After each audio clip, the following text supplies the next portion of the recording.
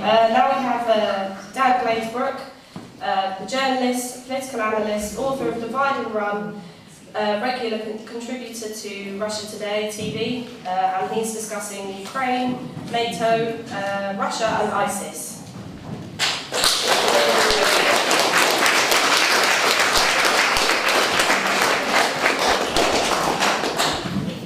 Thank you.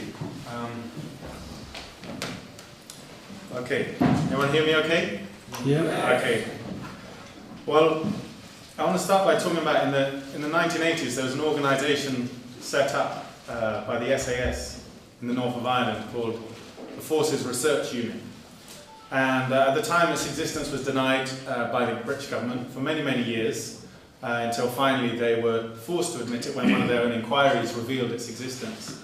And what the Forces Research Unit, led by a man called Gordon Kerr, what they were basically doing was recruiting, organising and running loyalist death squads in the north of Ireland to basically wage war against the Republican community.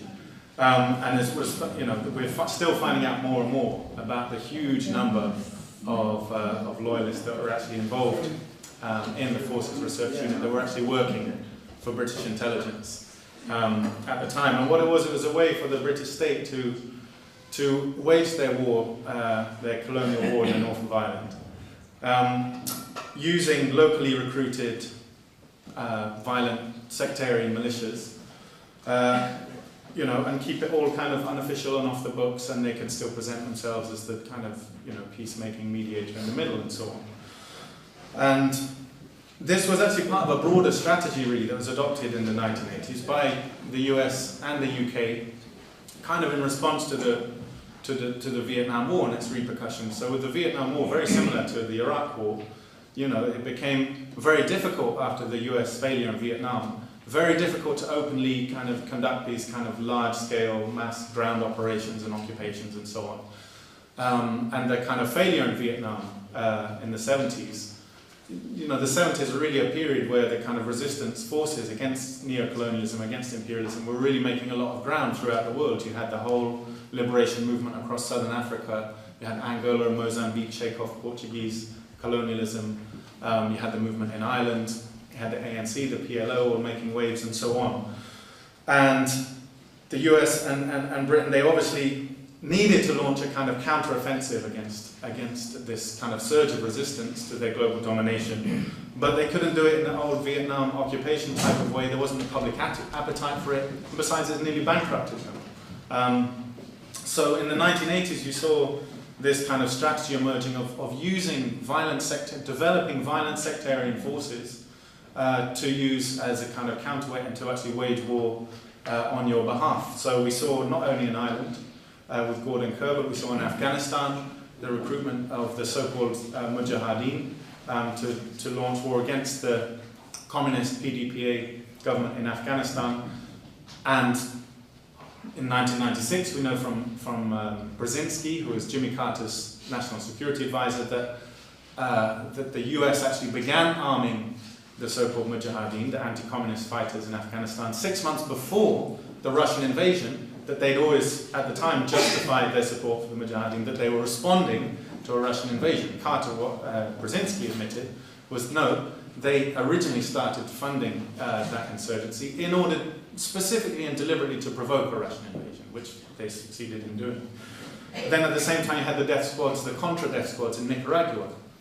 So this kind of strategy of using proxy, kind of sectarian violent militias was really kind of coming of age in the 1980s and being really systematically adopted, with these kind of militias being integrated into part of kind of US and British military. Of course it wasn't a new strategy. The whole British Empire was really built on what we call divide and rule strategies, which is basically the same kind of thing of finding what are the fault lines in a society and cultivating kind of groups who have a problem with their neighbouring tribes and so on, and then use them as a kind of conduit for colonial conquest, basically. That's how the empire was built. So this is not a new strategy, but it's once again coming to its own since the failure of the occupations of Afghanistan and Iraq. So again, we're in this similar to this sort of post-Vietnam situation where the US military is, to use Colin Powell's words, pretty much broken, and they're just unable to launch these kind of costly and expensive and demoralizing occupations.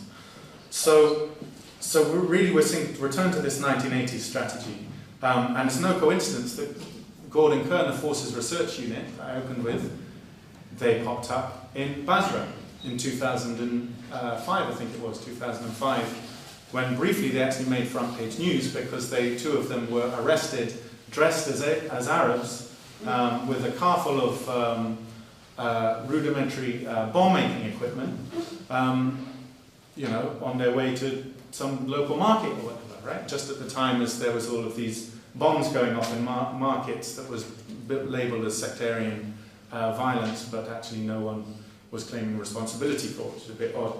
So they popped up there and they were arrested by the Iraqi police at a checkpoint, and I don't know if you remember the story, but what happened is the British Army actually bulldozed the prison they were being held to rescue them. The other, you know, several hundred prisoners escaped in the process and so on. So that whole unit was moved to Basra, to Iraq. And then since then, of course, we've seen this kind of proxy strategy developing, these sectarian groups being a key means of facilitating so-called regime change operations in Libya, Syria, and also in Ukraine. And that's what I want to focus on here with Ukraine. So just to kind of recap the sort of timeline of events in Ukraine the last few years. So in 2010, you had the election of a man called Yanukovych as president. And his policy, it's an interesting thing in Ukraine where since independence the majority of the public had always been hostile to not necessarily hostile to NATO as such, but hostile to Ukraine being part of NATO.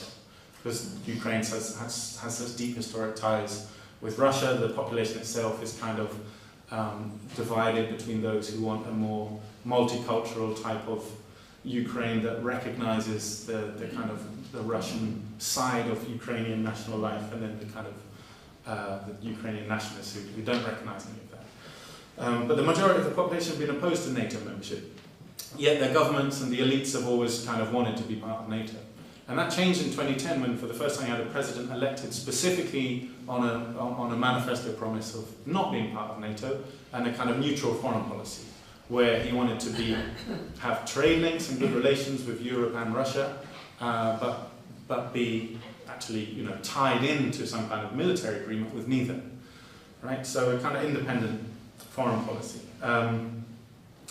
At that point, he was wanted to develop a trade agreement with the EU, and the negotiations have been underway for many years, and then it came to on the verge of signing it in late 2013, and in the end he walked away from the agreement because, quite gratuitously in my opinion, the EU had inserted parts of that trade agreement, inserted into it, you know, commitment to, aligning Ukraine's security and defense policy with the EU and increased military cooperation with the EU, right? Which his whole mandate was specifically not to get involved with that. And we've had lots of experience of actually the EU being used as a kind of stalking horse for NATO.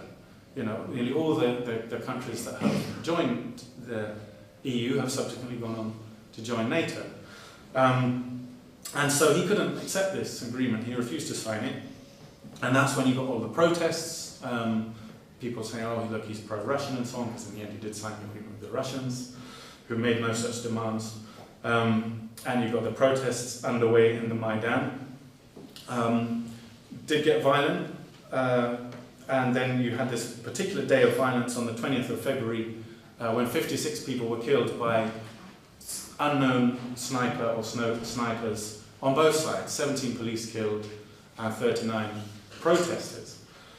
And we now know from leaked conversation between things Catherine Ashton, the EU foreign policy chief at the time, and the Estonian foreign minister, there was evidence around that both of them had access to, that it seemed that it was actually people on the opposition side who were firing the shots, which would make sense because by then what started as a kind of protest movement had definitely by mid-January or so been taken over by armed neo-fascist militias. That's pretty clear. Intent on the violent overthrow of the government, which is exactly what they achieved. So on the 21st of February, the day after these sniper shootings, there was an agreement reached, in fact, where Yanukovych said he'd bring forward the elections and he'd form a coalition government with the opposition. He'd withdraw his police from the Maidan where the protests were happening, which was the crucial part, and that the protests themselves should disarm because they were fully armed by then. The Maidan protesters refused to accept it, and the following day he was basically overthrown in a coup because the police did withdraw, and after that the armed demonstrators, the militia, basically just stormed the parliament and stormed the presidential buildings, government buildings, and took over. And the EU and the US immediately recognized the government, immediately promised 100 million in aid and so on and so forth.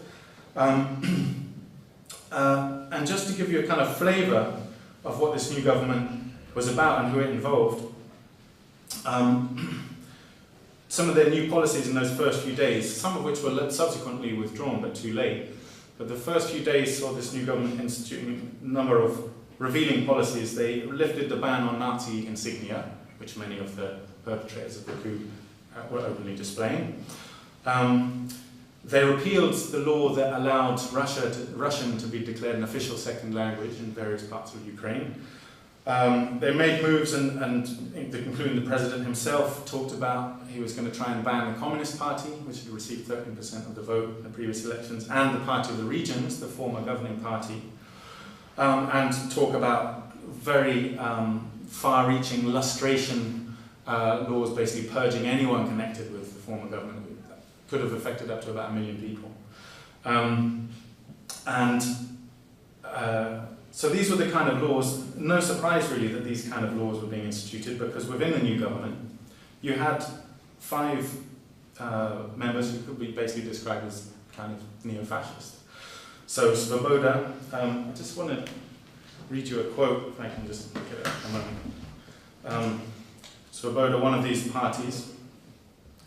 So Svoboda was set up in 1991. It was originally called called itself National Socialist Party.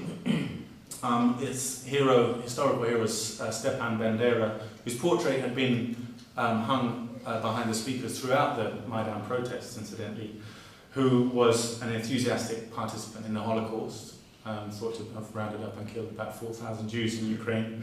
Initially allied with the Nazis, later sort of fell out with them, but very much in that political tradition.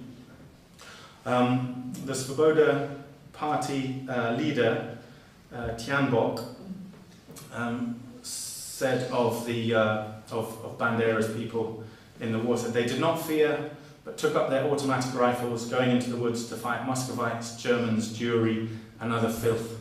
So this is the kind of party, and the EU recognised this party for what it was, because when they won some seats in 2012, the EU issued a statement that called on all the other parties in Ukraine not to, quote, not to associate with, endorse, or form coalitions with this party. Nevertheless, this party got 3 seats in the new government that the EU supported and immediately recognised as legitimate rulers, although they'd come to power in a coup. They got the role of Prosecutor General, Defence Minister, and Vice Prime Minister. You then had the right sector, an even more extreme kind of street militia, basically, who got Deputy National Security Chief, and the post of the actual National Security Chief went to Andrei Parabuy of the Fatherland Party, another far-right organisation.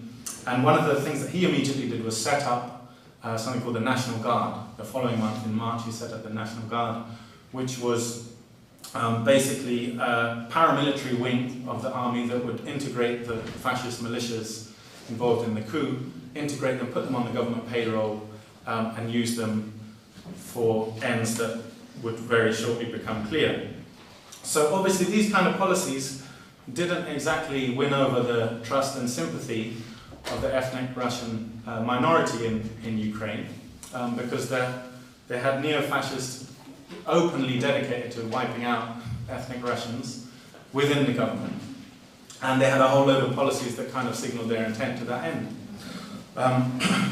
So that was the context in which Crimea, Donetsk, Luhansk, and these other regions in the east and south of Ukraine basically refused to accept the authority of the coup government.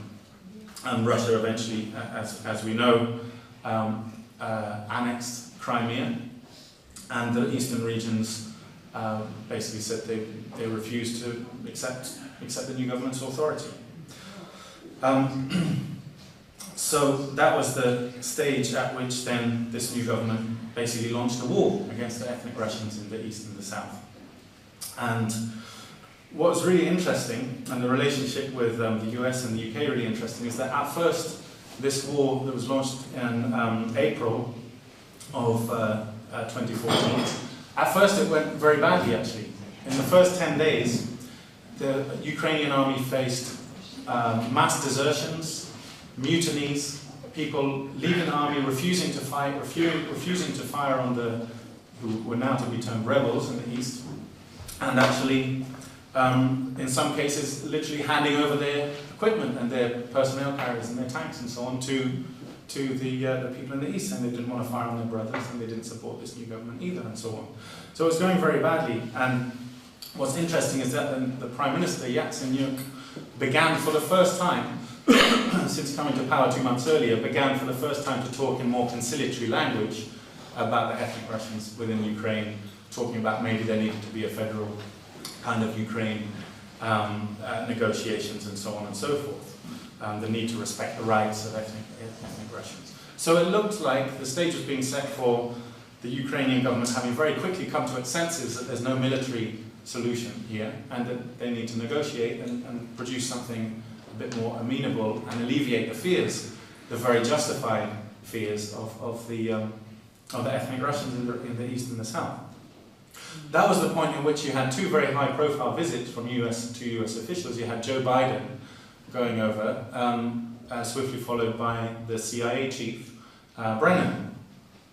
And obviously it's not on the public record, I don't think, exactly what was discussed with the Ukrainian government, but what we know is very shortly after they left, two things happened. One, the offensive was renewed, and secondly, the fascist militias, many more of them began to be set up by billionaire oligarchs. On the 2nd of May, you had the Azov militia set up. I'll just tell you something about that. They were formed in May, just after Brennan and Biden left, by a man called Beletsky.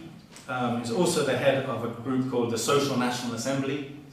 And in his words, he said, "The historic mission of our nation in this critical moment is to lead the white races of the world in a final crusade for their survival, a crusade against the Semite-led Untermenschen."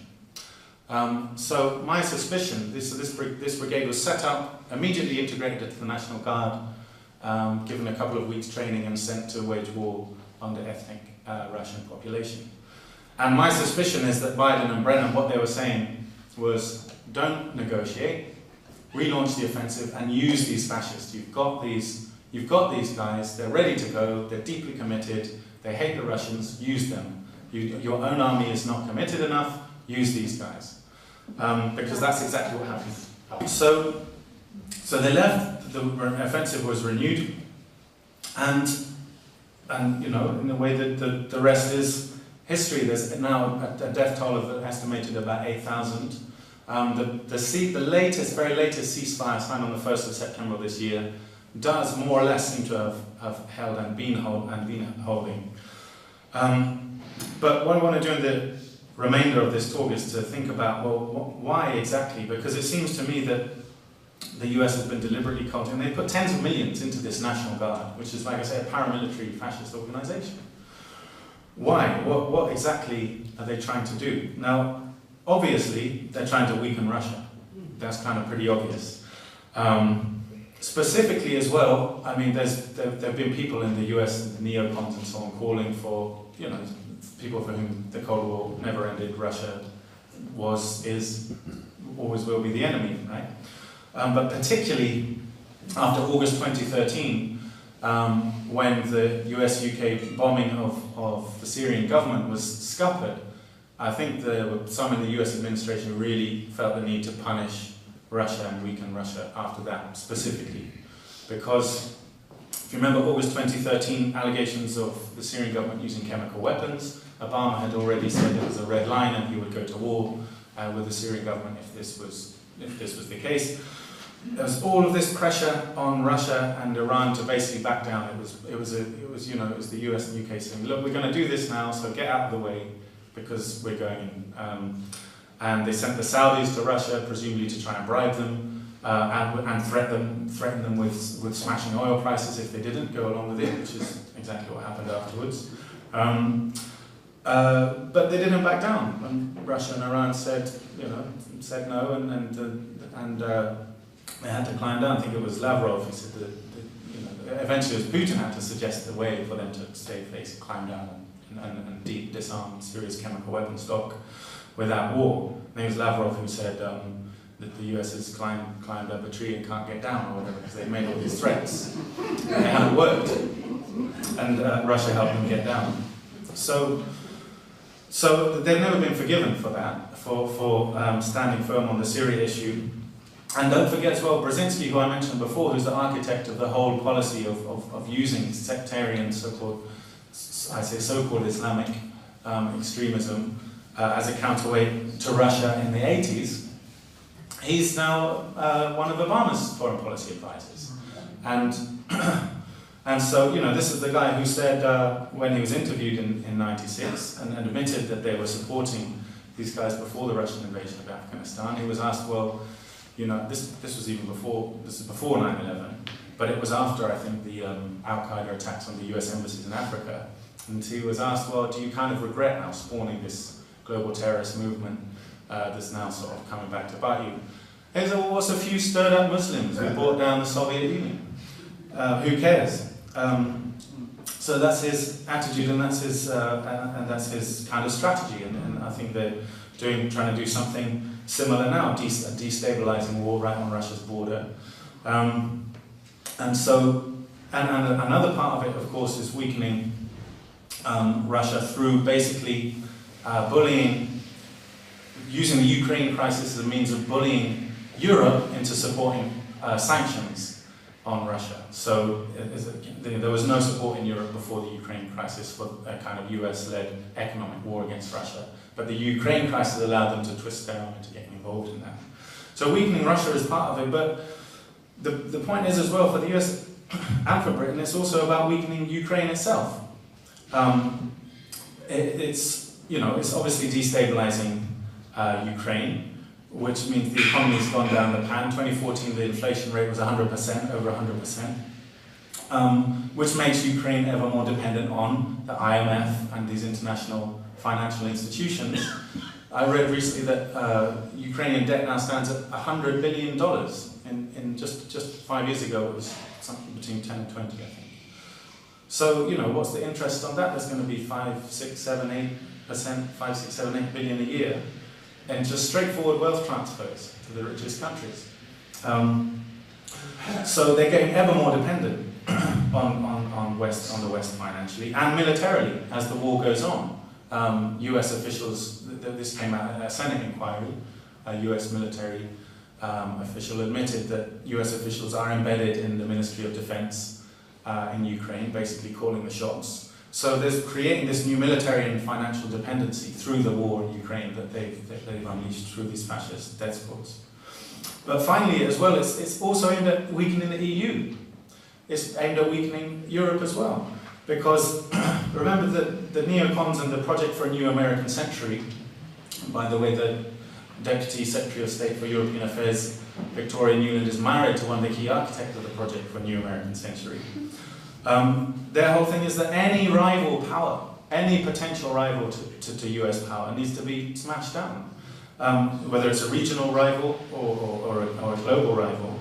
And again, Brzezinski's kind of key point to maintaining US hegemony in the 21st century was Europe and Russia must not be allowed to become close. That is the key, because once they do, then US power is finished. So again, like I say, you know, it was by stirring these things up in Ukraine was the only way they could actually force the Europeans into joining in an economic war against Russia, which is hurting Europe almost as much as Russia, right? And now you get all the European capitalists up in arms about wanting to end sanctions. And what's really interesting, you look at MH17, the downing of the passenger jet last July and all of this, and you can see that, you know, Germany was not going along with this kind of economic war against Russia. They were saying we don't want more sanctions, we want good relations with Russia, etc. It's their main export, one of their main export markets, so on, heavily energy dependent.